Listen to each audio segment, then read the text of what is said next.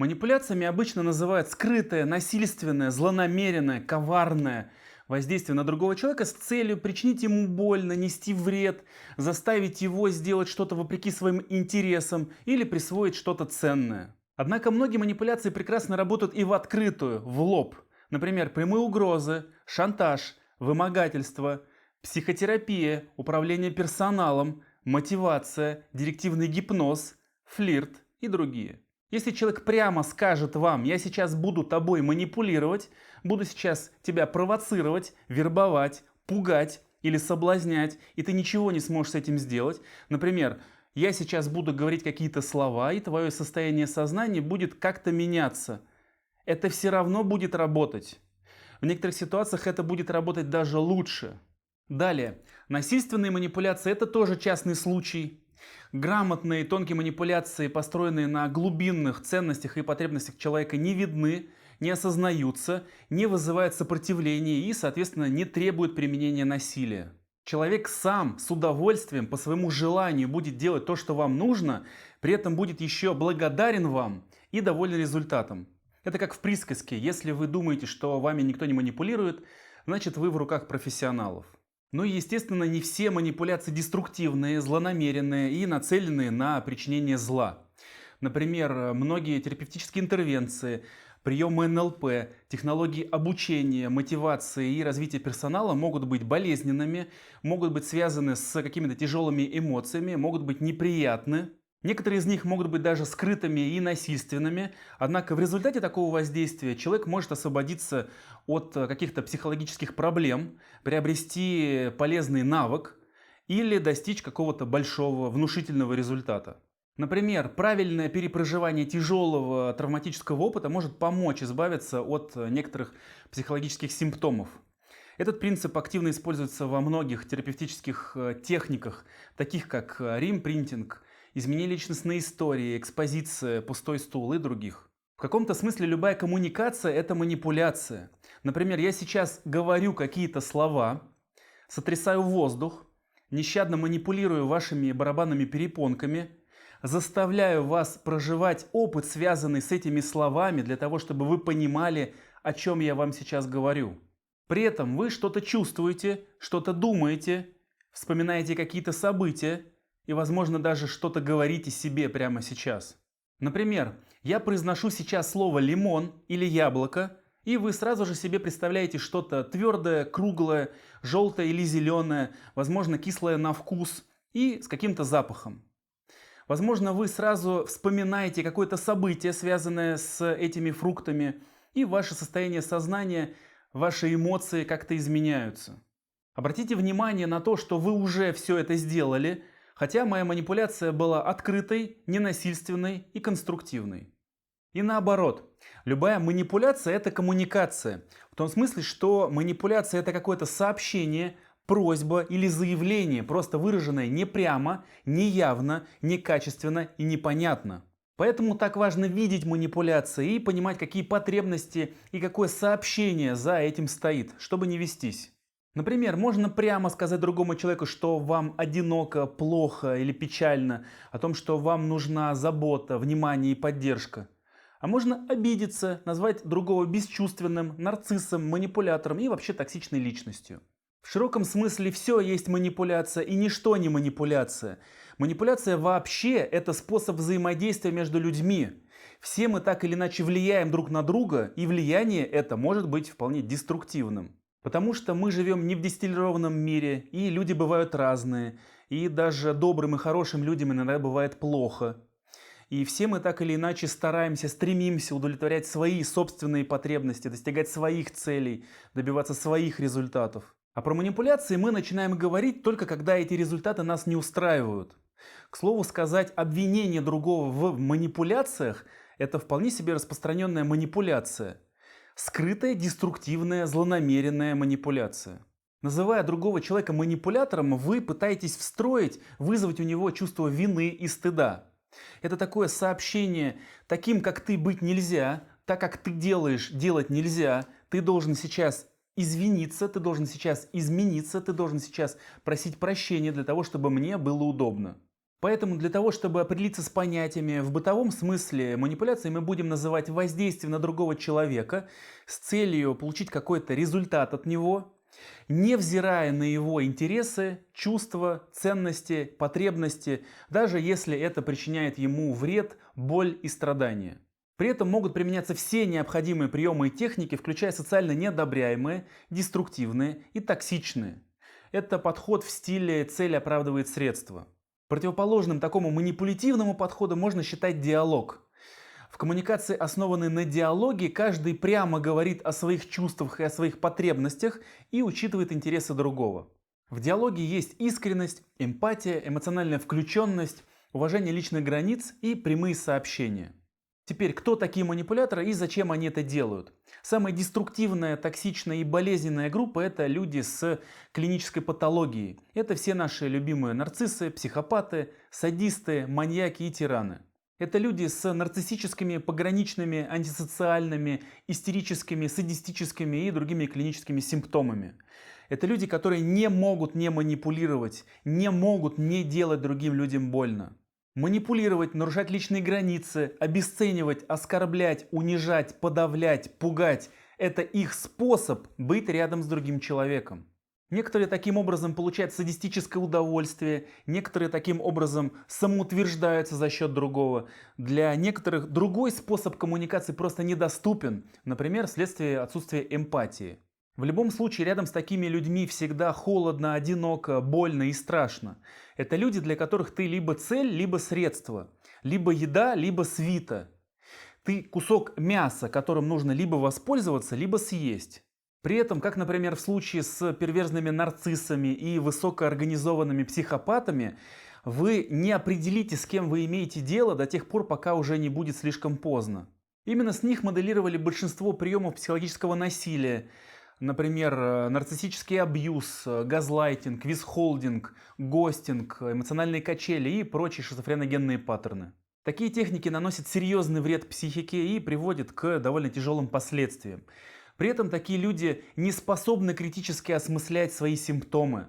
Всегда виноват кто-то другой. Это то, что называется эгосинтонность, то есть слияние со своим симптомом. Вторая группа – это профессиональные манипуляторы. Это люди, для которых профайлинг, калибровка, вербовка, гипноз, когнитивные удары, шизоизация и дезорганизация психики – это просто необходимые для работы компетенции. Как говорится, ничего личного, просто бизнес. Это могут быть разные интересные отделы в разных интересных организациях. Это может быть безопасность, это может быть СМИ, это может быть медиа, это может быть политтехнологии, медицина или просто большой бизнес. Например, в некоторых тоталитарных корпоративных структурах без таких навыков просто не выжить. Соответственно, из-за профессиональной деформации эти люди могут применять такие техники и в быту, даже со своими близкими. Третья группа манипуляторов – это люди из так называемых дисфункциональных семей. Это семьи, где отношения строились не на эмоциональной близости, привязанности, любви, заботе и поддержке, а на манипуляциях, зависимости, вине, стыде, страхе, жалости и психологическом насилии. Если родители сами были эмоционально незрелыми, травмированными, зависимыми, нарциссичными и манипулирующими, то примерно такими же они воспитают своих детей. Если в семье было принято оскорблять друг друга, самоутверждаться за счет друг друга, оскорблять, унижать, критиковать, обесценивать или даже бить, если в семье не было принято прямо выражать свои эмоции и чувства, а некоторые эмоции подавлялись или были под запретом, если нарушение границ, манипуляции и насилие было единственным основным способом быть вместе, то именно такие программы запишутся ребенку на подкорку. Именно так он потом будет относиться к себе и к окружающим. Именно так он будет выстраивать отношения с другими людьми и передаст все эти программы своим детям по наследству. Отсюда же можно выделить людей, чьи манипуляции связаны с их эмоциональными проблемами, неврозами, последствиями психотравм и психологического насилия. Например, если у человека подавлена или заблокирована эмоция гнева, или страх гнева, или стыд гнева, то он не может нормально, он не может прямо защищать себя и свои личные границы. Вместо этого он будет винить, стыдить, обесценивать, критиковать других, жаловаться, обижаться, ныть или использовать пассивную агрессию. Или, например, если человек сам попал под перверзного нарцисса, психопата, пикапера или эффективного менеджера, если после этой встречи у него осталось очень много недопрожитых, тяжелых, болезненных эмоций, переживаний, обиды, страха, боли, печали, раздражения, гнева, и все эти недопрожитые, тяжелые эмоции будут сильно искажать его восприятие, как самого себя, так и других людей. Он начнет в других людях видеть нарциссов, психопатов, манипуляторов и токсичных личностей. Он начнет критиковать, обесценивать, стыдить, мстить им за свою боль. В этом смысле манипуляция это заразно. То есть это психопаты, профессионалы, наследники родительских программ, невротики. И это все совершенно разные истории. Может быть масса других вариантов, но здесь важно понимать, что существует огромное количество людей, которые могут оказывать на вас деструктивное воздействие, которые могут использовать уязвимости вашей психики в своих интересах, которые уже это делают. Даже если вам это не нравится, даже если вы считаете, что все манипуляции это плохо, а манипуляторы это сплошь психопаты и вообще фу быть таким, даже если вы в домике и так не играете, если вы сами белые и пушистые, если вы такой бякой не занимаетесь, если вы не знаете, как это работает и не умеете применять эти техники, это никак не ограничивает тех, кто любит, знает, практикует. Так вами пользоваться даже удобнее. Теперь, кто особенно уязвим для манипуляций и для воздействия? В первую очередь это эмоционально незрелые люди и люди с низким эмоциональным интеллектом. Это люди, которые не понимают, что такое эмоции, зачем они нужны, о чем они говорят и как ими пользоваться. Они не умеют их проживать, выражать, различать и, соответственно, управлять ими. Эмоции для таких людей это проблема, слабость, уязвимость и источник страдания. Эмоции с такими людьми случаются и полностью берут над ними верх. Этим с большим удовольствием пользуются манипуляторы, мотиваторы, мошенники, маркетологи, секты и домашние абьюзеры.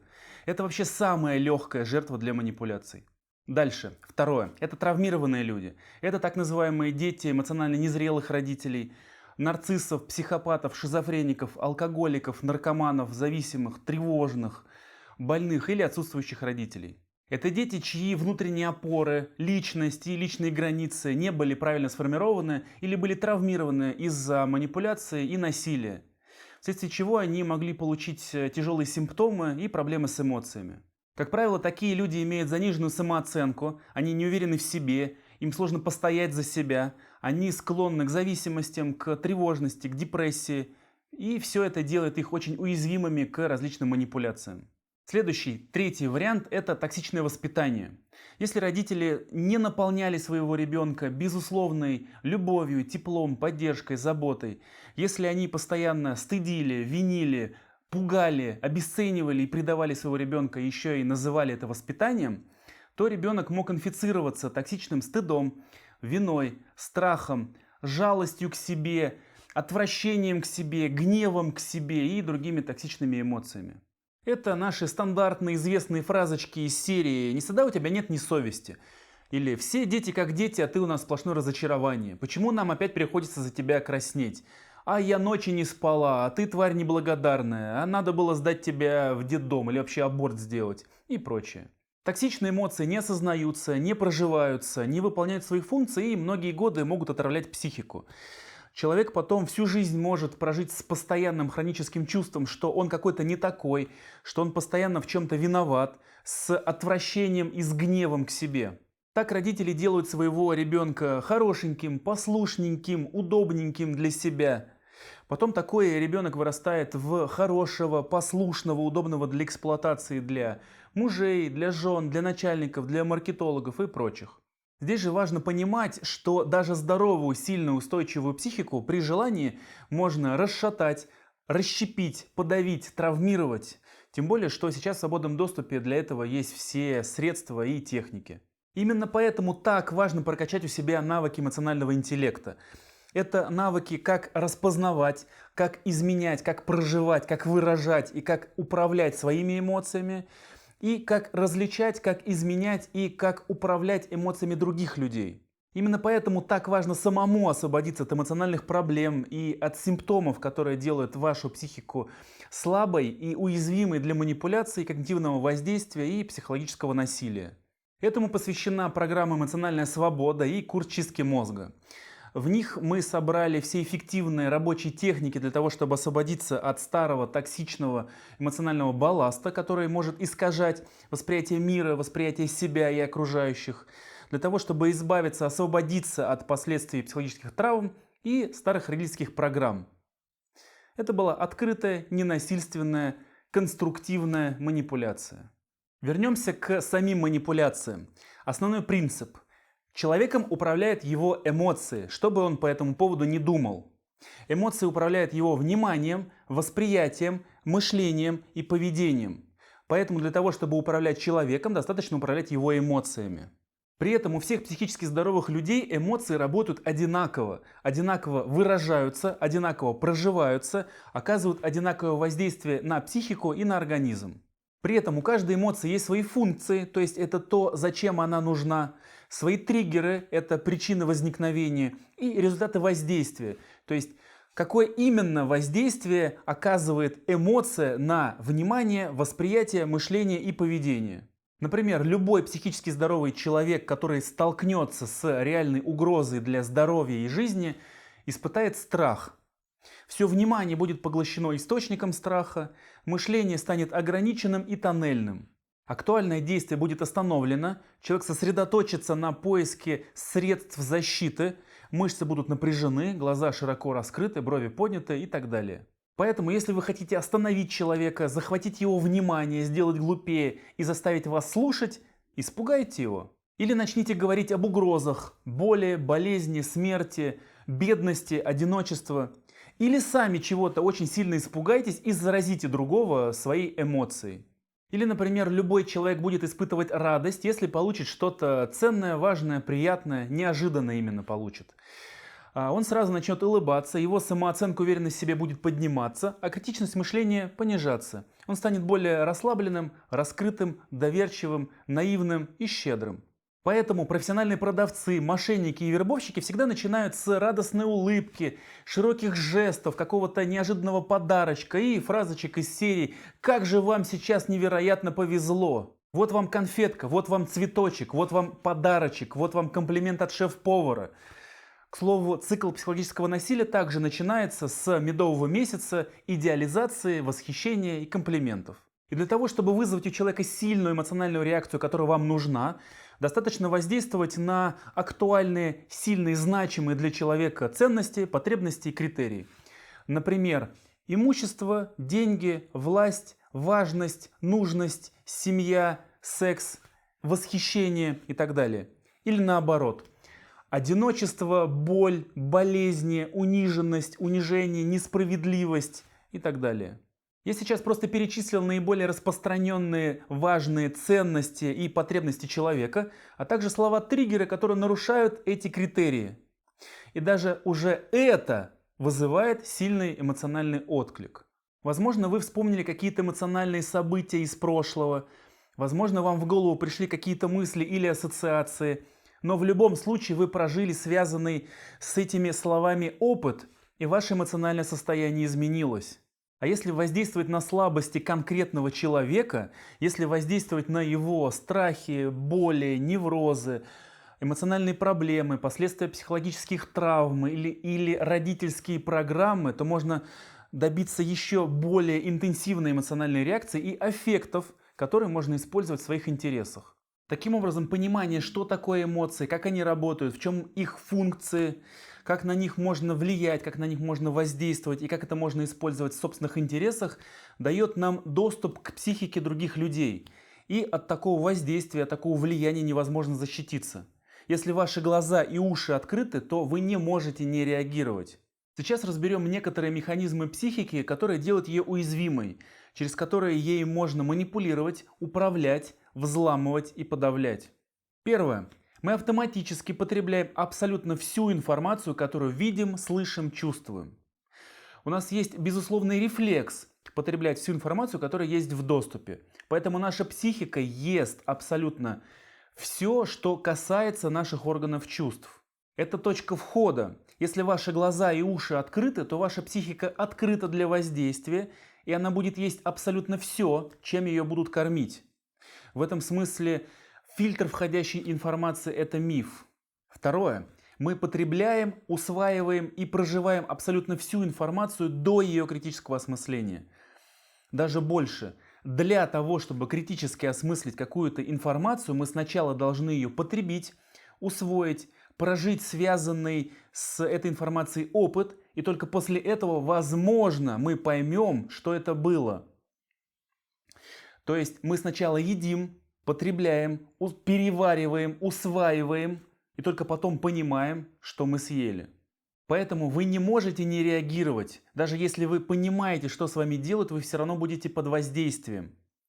Даже только этого одного принципа уже достаточно для работы манипулятивных приемов, основанных на провокации, перегрузке психики и эмоциональном заражении. Третье. Наша психика не сможет расслабиться до тех пор, пока не завершит начатый важный процесс до конца. Пока не завершит начатый процесс удовлетворения важной для себя потребности. Пока полностью до конца не проживет какое-то важное эмоциональное событие. Прерванный или незавершенный процесс, переживание или эмоциональное событие формируют так называемый незавершенный гештальт, открытый гештальт, который остается в нашей психике в виде напряжения до тех пор, пока мы его не закроем, пока мы полностью не проживем это событие до конца. Наша психика застревает в незавершенных событиях и побуждает нас, заставляет нас прожить это событие до конца. Например, провокационные заголовки заставляют нас прочитать статью до конца. Сериалы прерываются на самом эмоциональном месте для того, чтобы вы обязательно посмотрели следующую серию. И это самые безобидные примеры применения данного механизма. Дальше. Четвертое. В один момент времени наша психика может удовлетворять только одну важную, актуальную для себя потребность. Так можно описать принцип доминанты. То есть доминирующая потребность, доминирующая реакция, доминирующее переживание забирает в себе все возбуждение психики. Поэтому если на человека оказывается воздействие, направленное на разные ценности и потребности, и вызывающее несовместимые или даже противоположные реакции, то может произойти травматизация или расщепление психики. Например, насилие со стороны близкого, любимого человека вызывает одновременно реакцию приблизиться к любимому человеку, чтобы получить защиту, и отодвинуться от него же для того, чтобы избежать боли. При этом нарушается целостность работы психики, нарушаются процессы мышления, эмоций, воли, могут быть утрачены границы собственного «я» и связь между внутренним и внешним миром. Это то, что называется аутизмом. То есть можно сказать, что от такого воздействия происходит уход в себя и дезорганизация психики. На этом принципе построены многие приемы психологического насилия, в том числе шизофреногенные паттерны, в частности, ставший уже знаменитым, печально известным газлайтинг. Это приемы, которые приводят к шизоизации психики, то есть к ее расщеплению, и воспроизводят некоторые симптомы шизофрении. Среди них нарушение мышления, бред, галлюцинации и потеря связи с реальностью. Использование таких приемов крайне вредно для психики и может привести к клиническим расстройствам, то есть к реальным клиническим диагнозам. Итого, первое. Человек автоматически потребляет абсолютно всю информацию, которую видит, слышит, чувствует. То есть его психика рефлекторно потребляет, усваивает и переживает абсолютно все, что достигает его органов чувств. Человек не может не потреблять все, что видит, слышит, чувствует. Второе. Человек усваивает и проживает абсолютно всю информацию до ее критического осмысления. То есть он сначала реагирует, проживает, а потом понимает, что он сейчас съел, но уже поздно. Третье. Человек не может расслабиться до тех пор, пока не проживет эмоциональную реакцию до конца. То есть человек застревает в незавершенных эмоциональных реакциях. И четвертое. Сильные, несовместимые или противоположные по направлению реакции приводят к расщеплению, шизоизации психики или даже к травматизации. Такой человек становится слабым, беспомощным, безвольным и внушаемым, возможно, и зависимым. И это только одна цепочка, объясняющая, как можно воздействовать на другого человека. А есть еще наши зеркальные нейроны, которые заставляют нас переживать то, что переживает другой человек. Есть еще механизмы психологической защиты, которые можно использовать для взламывания чужой психики и манипуляций. Есть еще социальная инженерия, еще порядка 175 когнитивных искажений, которые уже детально, глубоко изучены, описаны и уже взяты на вооружение маркетологами, политтехнологами, медиа, служителями тоталитарных организаций и другими интересантами. Это ошибки мышления, которые наш мозг систематически допускает в определенных обстоятельствах. Это 175 закономерностей, как наш мозг обманывает нас. И эти закономерности используются для манипуляции и управления поведением. Дальше. Все манипулятивные приемы можно условно разделить на три большие группы, исходя из того, на что они направлены. Во-первых, это воздействие на то, что человек думает, о чем он думает и как он думает. Это воздействие на убеждение, на мнение, на знание, на понимание, на смыслы, на интерпретации. Это воздействие на логику, на причинно-следственные связи, на рамки и на фильтры восприятия для того, чтобы человек стал думать по-другому. Это воздействие на важные критерии и ценности человека для того, чтобы заполнить весь фонд внимания, восприятия, мышления и памяти тем, что нам нужно для того, чтобы человек думал и делал то, что нам нужно. Это самый поверхностный уровень воздействия. Сюда относится риторика, в том числе черная риторика. Сюда относятся переговоры, в том числе жесткие переговоры. Сюда относится работа с убеждениями, работа с возражениями, агитация, пропаганда и прочие дебаты. Здесь применяются фокусы языка, когнитивные искажения, речевые стратегии, псевдологика и множественные переговорные трюки. Во-вторых, это воздействие на то, что человек чувствует. Это воздействие на эмоции, на чувства, на переживания, на состояние человека. Это воздействие на ценности, потребности, боли и страхи человека с целью вызвать сильную эмоциональную реакцию и аффекты. И уже эти эмоции и аффекты будут управлять вниманием, восприятием, мышлением и поведением человека. На этом уровне уже не особенно важно, что человек думал, что человек знает, что человек помнит, какие у него были убеждения, мнения или картина мира. Здесь не работает ни логика, ни факты, ни здравый смысл, ни объективная реальность. Поведением и мотивацией здесь полностью управляют сильные эмоциональные реакции и аффекты. Когда психика человека пытается выжить на ментальном, физическом, эмоциональном уровне, она будет видеть то, что нужно, воспринимать то, что нужно, понимать то, что нужно и даже вспоминать то, что нужно для выживания. Здесь применяются инструменты из социальной психологии, из когнитивных наук, из клинической психологии и того, что называется эмоциональный интеллект. Это навыки распознавания и управления своими эмоциями и управления эмоциями других людей. Соответственно, это более глубокий уровень воздействия. Например, если реальность и здравый смысл против тебя, если у тебя нет аргументов, просто выведи собеседника из себя, а потом еще можно обвинить его в несдержанности. И третий уровень – это воздействие на то, чем человек думает и чувствует. Это прямое воздействие на его когнитивные функции. Это функции восприятия и обработки информации. Это когнитивные удары, это подавление, расщепление и дезорганизация психики. Это воздействие, направленное на то, чтобы человек утратил доверие к себе и к своим органам чувств, на подавление его способности к адекватному восприятию информации, к критическому мышлению, памяти, воле и другим функциям психики. На то, чтобы человек стал беспомощным, зависимым, внушаемым и управляемым. Здесь используется большинство приемов боевого НЛП, психологического насилия, когнитивного воздействия и даже психиатрия. Соответственно, это самый глубокий уровень воздействия. Получаем три уровня. Воздействие на разум, воздействие на эмоции, воздействие на когнитивные функции. Это работа с убеждениями, манипуляция через эмоции и способы сведения человека с ума. При этом очень важно видеть, на каком уровне на вас оказывается воздействие. Потому что бесполезно переубеждать собеседника, который уже управляет вашими эмоциями. И бесполезно взывать к эмоциям и к чувствам вашего собеседника, если он уже лишает вас разума. Для шизофреногенных паттернов и для газлайтинга мысли, слова, эмоции и чувства являются просто отмычками для психики. Человек может говорить какие-то слова, воздействующие на ваши ценности, нажимать на триггеры, на эмоциональные триггеры. Свобода, равенство, братство, боль, страх, несправедливость, деньги, власть, секс, нищета, одиночество, отчаяние. И пока вы пытаетесь вникнуть в суть, ваше эмоциональное состояние как-то меняется, а мозги превращаются в овощное рагу. Вообще не важно, что человек говорит. Гораздо важнее видеть, зачем он это делает и какое воздействие на вас это оказывает. Потому что основная цель коммуникации – это воздействие. Слова – это кнопки в вашей психике, которые вызывают в вас нужную реакцию. Ни о какой правде, фактах и здравом смысле здесь речи не идет. Правда, логика, память и убеждение – это дело техники. При этом воздействие на человека на всех трех уровнях имеет кумулятивный эффект. Провокации и воздействие на ценности и на потребности человека полностью забирает его внимание и мышление.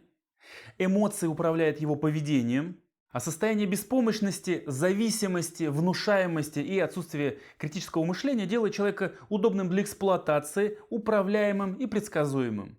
Сюда же можно добавить инструменты вербовки.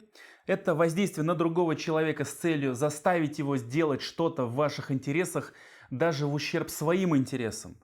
И полноценные психовирусы. Это конструкция из убеждений и нарративов, которые опираются сами на себя. Они устойчивы к логике, к критике, к фактам и имеют свойство инфицировать собой окружающих. Все это формирует так называемое когнитивное стойло. В когнитивном стойле человек будет оставаться по своему желанию, он будет избегать, бояться или атаковать все, что угрожает этому стойлу или хотя бы ему не соответствует. Плюс он будет затаскивать в свой бред всех окружающих, ибо нет жизни без стойла. Спасайтесь, глупцы! Что с этим всем делать? Для того, чтобы уметь распознавать манипуляции, понимать, видеть, как они работают, быть устойчивым к деструктивному воздействию, иметь возможность давать отпор, защищать себя и манипулировать самостоятельно, манипулировать самому, необходимо в первую очередь прокачать свою эмоциональную сферу. То есть взять все свои эмоции на вооружение, научиться их различать, выражать и проживать. Понимать, что такое эмоции вообще, как они работают, зачем они нужны и как ими можно управлять. Сделать свои эмоции источником силы, оружием и инструментами достижения целей, а не слабостью и источником проблем и страданий. Во-вторых, важно освободиться от старого эмоционального балласта и последствий травм, психотравм, травматического опыта, который искажает ваше восприятие мира, себя и окружающих. Освободиться от эмоциональных проблем и родительских программ, которые делают вашу психику слабой и уязвимой для манипуляций. Для того, чтобы чувствовать себя хорошо, иметь надежные внутренние опоры, иметь надежную, устойчивую самооценку и уверенность в себе. Для того, чтобы иметь возможность защищать свои личные границы, добиваться своих целей, выстраивать доверительные отношения. Всем этим мы занимаемся в программе «Эмоциональная свобода» и в курсе «Чистки мозга». И третье. Необходимо самому научиться воздействовать на другого человека, на его убеждения, на его эмоции, на его когнитивные функции. Для того, чтобы вакцинировать свою психику, для того, чтобы познакомить ее с такими приемами, получить иммунитет и устойчивость к деструктивным манипуляциям. Для того, чтобы чувствовать себя уверенно в конфликтах, в спорах, в переговорах. Для того, чтобы не вестись на манипуляции в отношениях, на работе и в других сферах вашей жизни. Приемы психологического насилия, в том числе газлайтинг, висхолдинг, эмоциональные качели и другие, мы изучаем на курсе «Шизофреногенные паттерны». Воздействием на человека через эмоции, убеждения и речевые стратегии мы будем заниматься на курсе по фокусам языка и в других программах. Ссылки на все актуальные программы вы найдете в описании к этому видео.